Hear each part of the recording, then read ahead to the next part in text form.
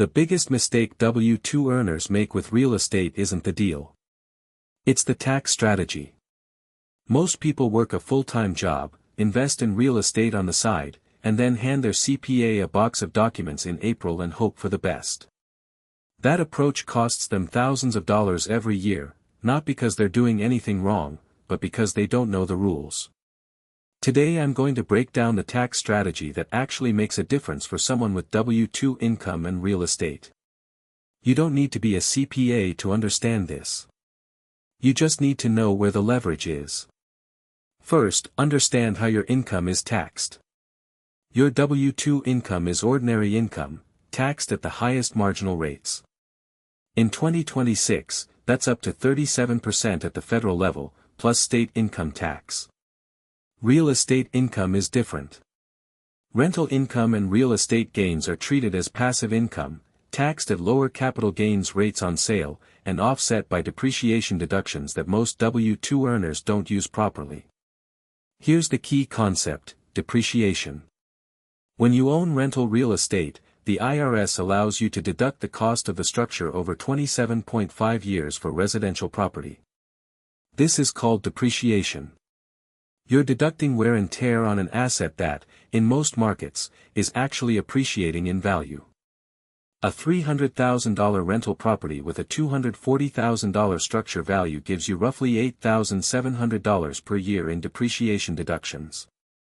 That $8,700 reduces your taxable income from that property, even if the property produced positive cash flow. The result: you can earn rental income and pay very little or no federal tax on it because depreciation wipes it out. This is why real estate investors with significant holdings pay effective tax rates far lower than their income would suggest. Now, the passive loss rules. This is where most W-2 earners get confused. Real estate losses are classified as passive losses. Under the default rules, you can only use passive losses to offset passive income, not your W-2 income. However, there is a $25,000 allowance. If you actively participate in managing your rental property, meaning you approve tenants, set rents, authorize repairs, you can deduct up to $25,000 of rental losses against your ordinary W-2 income per year. The key condition: your modified adjusted gross income must be below $100,000 to take the full deduction. It phases out completely at $150,000. If your income is above $150,000, you can't currently deduct passive losses against your W-2. Those losses carry forward and offset future passive income or reduce your taxable gain at sale.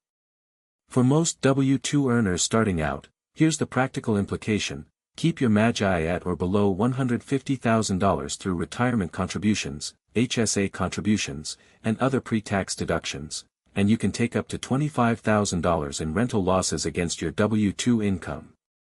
That's a real number. Beyond basic depreciation, there's a more powerful tool: cost segregation. Cost segregation is an engineering analysis that breaks down the components of your property and reclassifies shorter-lived assets, fixtures, flooring, appliances, certain structural components, so they can be depreciated over 5 or 7 years instead of 27.5.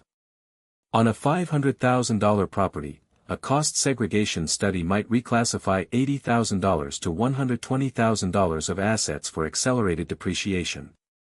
In year 1, instead of an $8,700 deduction, you could have $50,000 or more. Bonus depreciation rules apply here. Under current law, you can take a significant percentage of that accelerated depreciation in year 1. Check current rates with a CPA. These rules have changed in recent years and will continue to change. Cost segregation makes financial sense on properties above $500,000, or in some cases lower if your tax situation justifies it. A study typically costs $3,000 to $8,000. The tax savings can be $15,000 to $50,000 in year 1 alone. The most powerful strategy: real estate professional status. Under IRS rules, if you qualify as a real estate professional, your real estate losses are no longer passive. They can offset your W-2 income with no income limit and no $25,000 cap. The requirements are strict. You must spend more than 750 hours per year on real estate activities. And more than 50% of your total working time must be real estate. For a full-time W-2 employee working 2,000 hours a year, meeting the 50% test is nearly impossible. But here's the exception: if you have a spouse who qualifies as a real estate professional, and you file jointly, their status applies to your household return. For households where one spouse is a real estate professional and the other has a W-2 job, this is a significant opportunity. This is worth understanding and exploring with a CPA if you're heading in this direction. It's not a loophole, it's how the code is written for people who are serious operators. 1031 exchanges, defer capital gains indefinitely. When you sell a property at a gain, you normally owe capital gains tax. A 1031 exchange allows you to defer that tax entirely by rolling the proceeds into a like-kind property within specific time frames: 45 days to identify the replacement property, 180 days to close.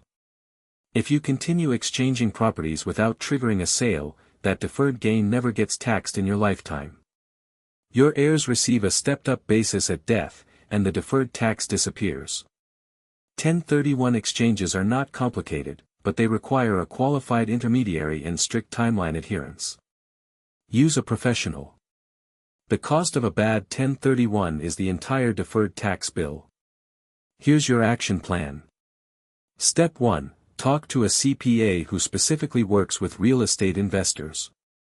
Not a generalist accountant. A CPA who does 100 or more real estate returns per year. The difference in their advice is enormous. Step 2. Run your own numbers. What's your MAGI after all pre-tax deductions? What's your passive income and passive loss position? You should understand your own return before your CPA explains it. Step 3. If you own investment property, ask your CPA specifically about cost segregation on any property over $400,000. Run the math. Step 4.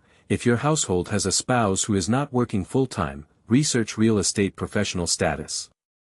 It's a long-term play but a significant one.